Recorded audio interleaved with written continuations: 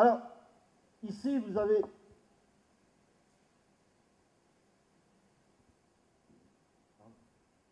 un être humain, chacun d'entre vous.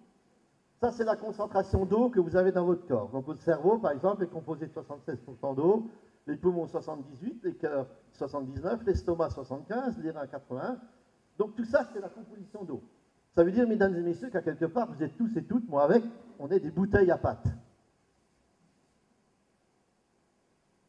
Et l'eau que vous avez dans votre corps aujourd'hui, dans 4 semaines, vous ne l'aurez plus. Il sera sorti et vous en aurez pris de l'autre.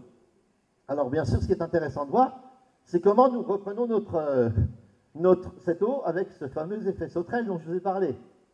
Donc, si nous voyons effectivement que nous utilisons l'atmosphère, le petit bocal, comme endroit pour tout rejeter, ben on a une dame extrêmement fidèle. D'ailleurs, aujourd'hui, je ne pensais pas la trouver à Maurice, la pluie, qui va se charger effectivement de récupérer tout ça, de le faire retomber sur le sol et de le faire rentrer dans la mer, dans le lagon, un peu partout, dans le sol, sur les plantes. Hein.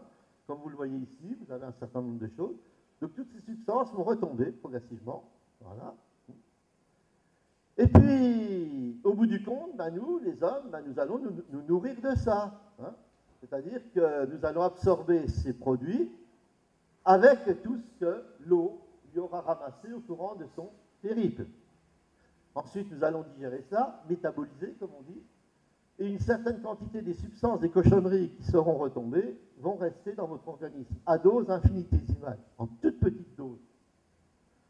Vous allez rejeter une partie de l'eau, effectivement, dans votre environnement, et puis tout se passe pour le mieux, comme ça. Alors ça continue. Et petit à petit, au fur et à mesure, si vous êtes dans un milieu pollué, eh bien, vous allez fixer millième de milligrammes par millième de milligrammes des substances qui vont rester.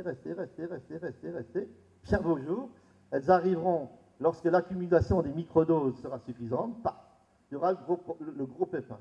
Seulement le problème, c'est qu'entre le moment où le gros pépin va se déclencher et le moment où vous avez commencé à absorber, il se sera passé 3, 4, 5, 6, 7 ans.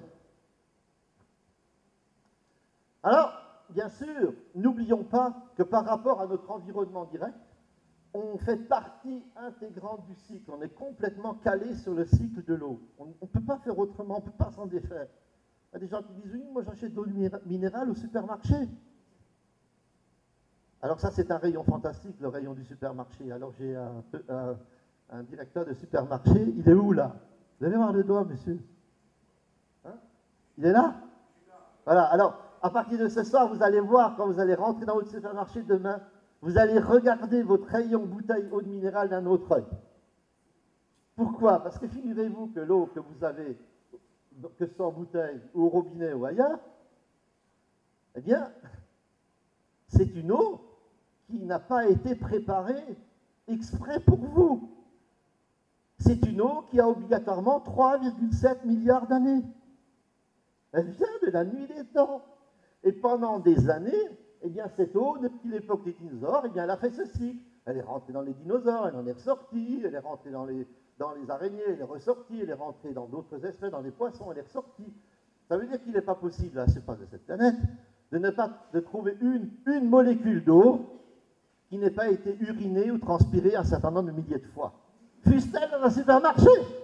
Alors, je n'ai pas dit qu'il y avait de l'urine dedans, hein, monsieur, je n'ai pas dit ça. Hein, absolument pas. Hein, ne me faites pas dire. Je veux vous dire par là qu'elles ont contribué à la bonne marche de la vie. L'eau a contribué à la bonne marche de la vie pendant des milliards d'années. Et aujourd'hui, vous la récupérez. Alors, c'est vrai que moi, quand je balade au supermarché, puis monsieur le directeur, il aura la même vision que moi. Quand je me balade, je m'arrête toujours et je pense, je vois toutes ces bouteilles alignées, différentes marques et tout. Et j'imagine toutes les molécules qui sont dedans, qui me font un clin d'œil et qui me disent, à moi, tous les chemins par lesquels elles sont passées. Oui, j'imagine. Mais c'est extraordinaire, c'est un bestiaire absolument remarquable de penser à ça. Et c'est ça, attention, l'eau que vous achetez en bouteille, bah, qu'est-ce que vous voulez? Bah, c'est une eau qui fait partie de la planète depuis 3,4 milliards d'années. Alors aujourd'hui, bah, dans ces eaux, avec toutes les cochonneries qu'on a rejetées, eh bien, ça c'est l'Europe hein, qui a défini effectivement un certain nombre de produits qui sont strictement interdits d'utilisation, notamment au niveau de l'agriculture, au niveau des cultures, au niveau des usages même personnels chez soi. Hein.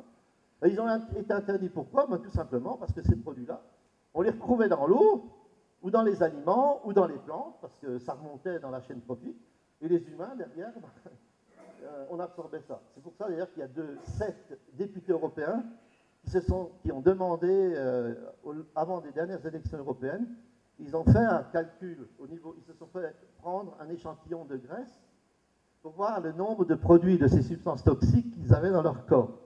Effrayant. Celle qui arrive en tête, c'est Madame Mister-Beger. Elle a trouvé dans ses graisses 57 produits, là, de produits pesticides, toutes les cochonneries et tout. Pourtant, en plus, c'est une écologiste, c'est une verte qui fait attention et tout. Bon, bref. Et vous voyez, donc, ça dit bon sang. On reçoit ça de différentes façons, alors il faut être relativement prudent. Alors, pourquoi faut-il faire attention à ça? Parce que tous ces produits contiennent des xénohormones. Les xénohormones, ce sont des hormones chimiques qui ont été fabriquées et qui sont des hormones synthétiques, si vous voulez. Et elles ont les caractéristiques identiques à nos hormones à nous, ou aux hormones de l'herbe, ou n'importe, de manière à ce qu'elles puissent rentrer dans les organismes sans que nos défenses les repèrent. C'est ce que je veux dire. C'est comme un cheval de Troie. Donc elles ont la forme, c'est comme le Canada Dry, ça a la couleur de l'alcool, ça a la peur, mais ce n'est pas de l'alcool. Et bien là, c'est pareil, elles ont la couleur, elles ont la forme, mais ce n'est pas des hormones normales.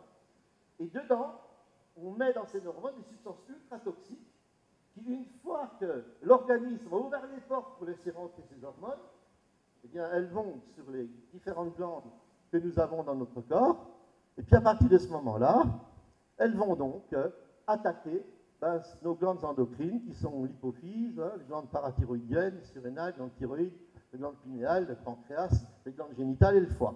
Donc elles vont rentrer là-dedans. Et là, elles vont tout perturber. C'est pour ça qu'on les appelle des perturbateurs endocriniens ou des imposteurs hormonaux. Rentrent bien évidemment là-dedans tous les produits chlorés qui résultent notamment de la combustion, dont on a parlé tout à l'heure, en parlant notamment des furanes et des dioxines. Alors elles rentrent à l'intérieur de notre organisme, et puis ensuite, eh bien, que font-elles? Eh bien, elles vont commencer à dérégler les fonctions hormonales. Alors quand vos fonctions hormonales commencent à battre de l'aile, quand, eh bien, vous avez 35, 40, 50 ans, je ne sais pas, puis tout d'un coup, paf, vous faites une allergie. Non, je n'étais jamais allergique à ce truc-là. Comment ça se fait que maintenant, tout d'un coup, je suis allergique?